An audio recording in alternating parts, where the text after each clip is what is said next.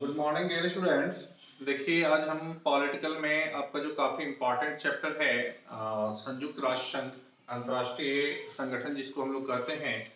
तो आज इस पे हम लोग कुछ इम्पोर्टेंट क्वेश्चंस आपको प्रोवाइड करते हैं। जैसे पहला क्वेश्चन आज हम आपको इस चैप्टर से बताते हैं कि आखिर यूएनओ की स्थापना क्यों की गई, यूनाइटेड नेशन ऑर्गेनाइजेशन का गठन क्यों किया गया। तो आपको मैं बता दूं कि प्रथम और द्वितीय विश्व युद्ध की भयानक स्थिति को देखते हुए, चूंकि इसमें विभिन्न प्रकार की तबाही हुई थी, अपार जन धन की क्षति हुई थी, तो प्रथम और द्वितीय विश्व युद्ध की में हुई भारी तबाही और बर्बादी को देखते हुए विश्व के प्रत्येक राष्ट्रों ने यह एहसास किया कि विश्व स्तर पर एक ऐसी राजनीतिक संगठन होनी चाहिए जो भविष्य में इस प्रकार के भयानक युद्धों को रोक सके। इसी उद्देश्य से 24 अक्टूबर 1945 ईस्वी को यूनाइटेड नेशन ऑर्गेनाइजेशन नामक एक संगठन का गठन किया गया, जो आज भी पूरे विश्व स्तर पर विश्व की सुरक्षा व्यवस्था को की निगरानी करता है। ठीक है। दूसरा मैं प्रश्न आपको बताता हूं कि संयुक्त राष्ट्र संघ के मुख्य अंग कौन कौन से हैं, यानी कि यूनाइटेड नेशन ऑर्गेनाइजेशन के जो मुख्य पार्ट हैं वह कौन कौन से पार्ट हैं। तो संयुक्त राष्ट्र संघ के मुख्य रूप से 6 पार्ट हैं, 6 प्रमुख अंग हैं जो इस प्रकार है। तो क्या क्या अंग है इसमें, तो सबसे पहला देखो इसका अंग जो है वो है महासभा। ठीक है। दूसरा इसका अंग जो है वो है सुरक्षा परिषद।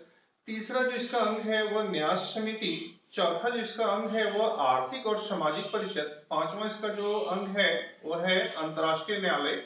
और छठा जो इसका लास्ट हम लोग देखते हैं वो है इसका जो पार्ट है वो है सचिवालय। ठीक है। अब मैं आपको तीसरे प्रश्न पर आज पर थोड़ी सी चर्चा कर दूं। तो देखिए सामान्य तौर पे कहता है कि यूएनओ यूनाइटेड नेशन ऑर्गेनाइजेशन यानी संयुक्त राष्ट्र संघ के मुख्य उद्देश्य क्या है, आखिर किस उद्देश्य से हम लोग इसका गठन किए। तो जैसे मैंने पहले ही बताया कि विश्व स्तर पर शांति व्यवस्था बनाए रखने के लिए 24 अक्टूबर 19 जो है 45 में इसका स्थापना किया गया। तो इस पर हम लोग लिखते हैं कि संयुक्त राष्ट्र संघ का जो गठन है उसके गठन के निम्नलिखित कारण थे, या संयुक्त राष्ट्र संघ का जो उद्देश्य है वह निम्नलिखित है। तो क्या उद्देश्य है, तो जैसे मैंने आपको पहले ही बताया कि सबसे पहला जो इसका उद्देश्य है वह है अंतर्राष्ट्रीय शांति व्यवस्था बनाए रखना। ठीक है। सबसे मुख्य उद्देश्य अंतर्राष्ट्रीय शांति बनाए रखना या अंतर्राष्ट्रीय शांति और सुरक्षा को कायम करना। दूसरा जिसका मुख्य उद्देश्य है कि राष्ट्रों के बीच मैत्रीपूर्ण संबंध स्थापित करना, जो विभिन्न प्रकार के राष्ट्र हैं उन विभिन्न राष्ट्रों के बीच मैत्रीपूर्ण संबंध को स्थापित करना। तीसरा है अंतर्राष्ट्रीय विवादों को सुलझाना, जो विभिन्न प्रकार के अंतर्राष्ट्रीय विवाद हो जाते हैं उन विवादों को यह क्या करती है, यह सुलझाती है। चौथा है कि किसी भी देश के आंतरिक मामलों में हस्तक्षेप ना करना, किसी भी देश का जो इंटरनल मैटर होता है उस इंटरनल मैटर पर यह कभी भी हस्तक्षेप नहीं करती। और पांचवा मौलिक अधिकार और मौलिक जो कर्तव्य होते हैं या मौलिक स्वतंत्रता होती है उसको बढ़ावा देना, मौलिक अधिकार और मौलिक स्वतंत्रता को बढ़ावा देना। तो आपने देखा इसके कितने उद्देश्य हैं, तो इसके फिलहाल आपको मैंने 5 उद्देश्य बताए।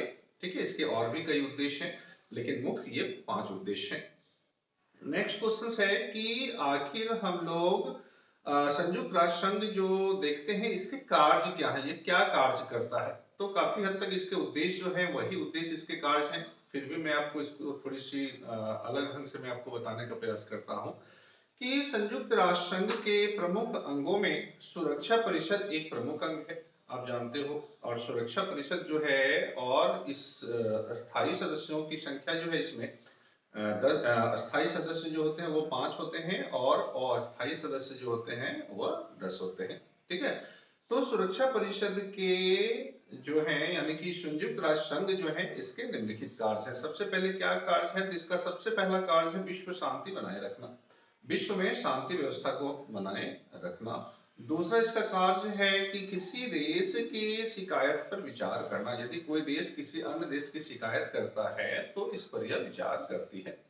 तीसरा जो है कि अपने निर्णय लागू कराने के लिए सैनिक कार्रवाई करना, यदि कोई भी राष्ट्र संयुक्त राष्ट्र संघ के जो निर्णय होते हैं उस निर्णय को यदि वह नहीं मानता है तो ऐसी स्थिति में वह उसके ऊपर सैनिक कार्रवाई कर सकता है। ठीक है। चौथा क्या है कि अंतर्राष्ट्रीय न्यायालय के लिए जो विभिन्न प्रकार के अंतर्राष्ट्रीय न्यायालय के जो महासभा के साथ ये क्या करते हैं, अंतर्राष्ट्रीय न्यायालय के लिए महासभा के साथ मिलकर ये जजों को चुनती है। जज जो होते हैं इंटरनेशनल कोर्ट में, अंतर्राष्ट्रीय न्यायालय में जो जज होते हैं उसको ये महासभा के साथ मिलकर क्या करती है, चुनती है। और इसका पांचवा पॉइंट जो है, विश्व में शांति व्यवस्था स्थापित करने के लिए कठोर कदम उठाना। तो इस प्रकार के यूनाइटेड नेशन ऑर्गेनाइजेशन के आपने कार्य देखा, इसके उद्देश्य देखा, इसके महत्वपूर्ण अंग देखे।